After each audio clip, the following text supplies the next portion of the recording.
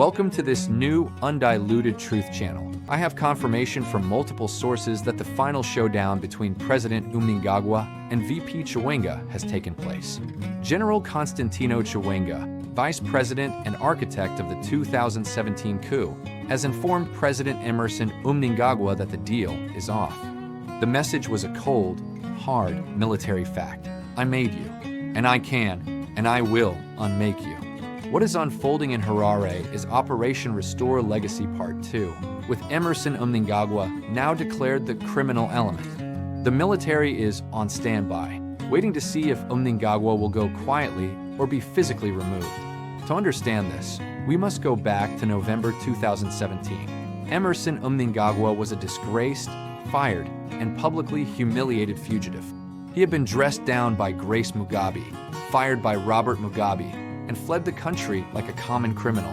He was finished. Constantino Chiwenga, then commander of the Zimbabwe Defense Forces, said enough. He planned and executed Operation Restore Legacy flawlessly.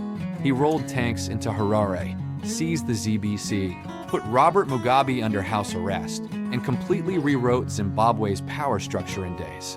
Chiwenga then flew to South Africa, found the fugitive Mnangagwa, and installed him as the civilian face of the new government.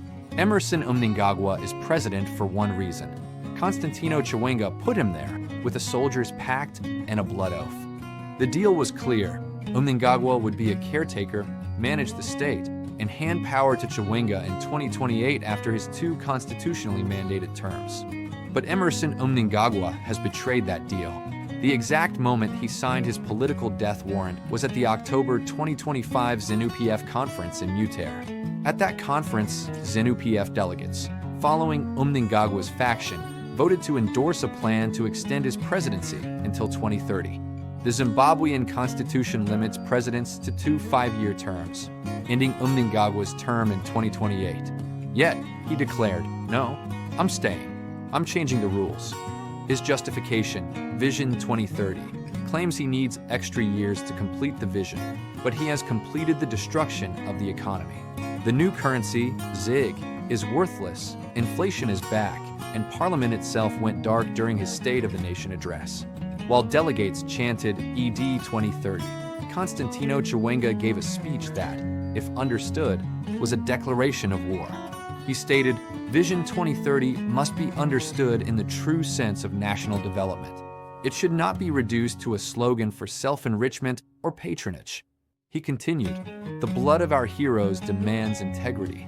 Their voices cry out against corruption, laziness, and moral decay." This was a manifesto, a line in the sand, signaling the succession battle had begun, and Chiwenga was not backing down. After that conference, the confrontation occurred where Chiwenga allegedly delivered the devastating line, "I made you. I can unmake you." Mnangagwa launched a humiliation campaign against Chiwenga, turning the vice president into a gardener. While Mnangagwa made national policy, Chiwenga was sent to inspect nutrition gardens, orange juice factories, and irrigation schemes. This was psychological warfare, public humiliation, Mnangagwa's way of saying, "You are irrelevant. You are powerless. You are MY's servant now, but you can't take the barracks out of the general." Chiwenga was still making calls, maintaining relationships, and commanding loyalty from the men with guns. Mnangagwa thought he neutralized Chiwenga by removing key allies like Anselm Sanyatwi, but Chiwenga was the ZDF for decades. Mnangagwa confused position with power. In Zimbabwe, ultimate power comes from one place, the barrel of a gun, and those men are loyal to Chiwenga. The third player in this deadly game is Kutakwash Tagwariai, a billionaire businessman Mnangagwa wants as the next president. Tagwariai controls massive portions of Zimbabwe's economy and has been sanctioned by the US for alleged corruption. Mnangagwa is grooming Tagwariai, who has never held elected office, to be president, turning the presidency into a commodity. When Chiwenga found out about this plan, he said, "Absolutely not. Not happening. Over my dead body."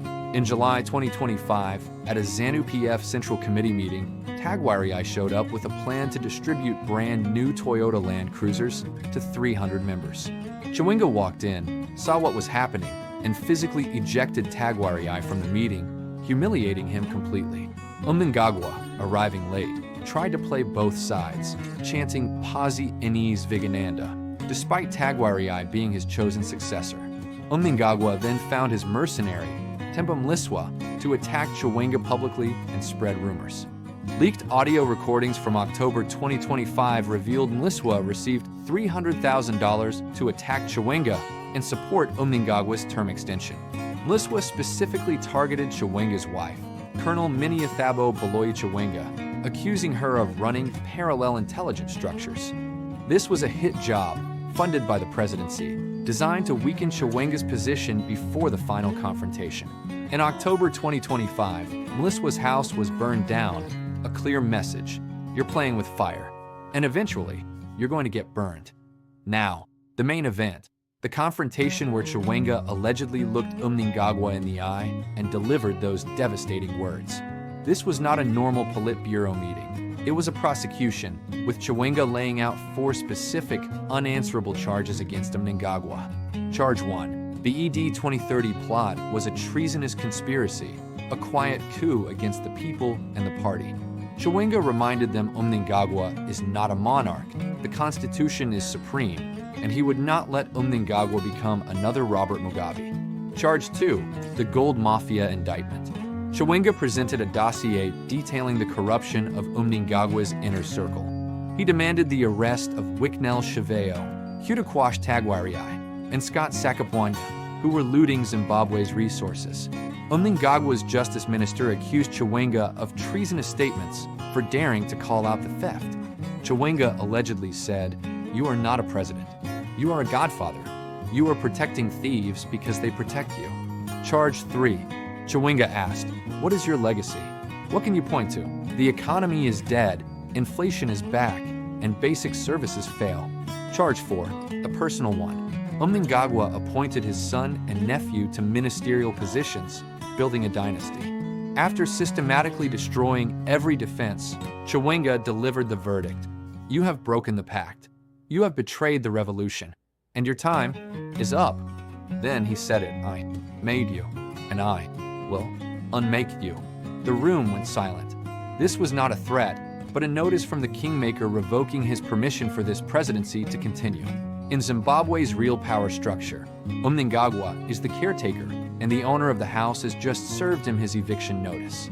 The 3-phase operation to remove Mnangagwa has already begun, mirroring the 2017 removal of Mugabe. Phase 1. The confrontation was a signal to the entire ZANU-PF structure. The king is dead. Chiwenga declared Mnangagwa illegitimate. Ministers who sang ED 2030 praises are now silent, scrambling, quietly falling in line behind Chiwenga. Phase 2. Chiwenga will call this a restoration, not a coup, positioning himself as the defender of the Constitution. The real treason, he will argue, is the plot to mutilate the Constitution and protect the gold mafia. It's a counter-coup, a constitutional intervention to stop Mnangagwa's illegal coup, with Chiwenga as prosecutor and judge. Phase 3. Mnangagwa's purges were a joke. The army's loyalty is to Chiwenga, earned over decades, not bought. The military on standby is the guarantee that Chiwenga's prosecution will be enforced, the silent, terrifying power backing his ultimatum. When Chiwenga said, "I can unmake you," he spoke for the entire military establishment he still commands. His message was clear: your presidency exists because I allow it to exist, and I am revoking my permission.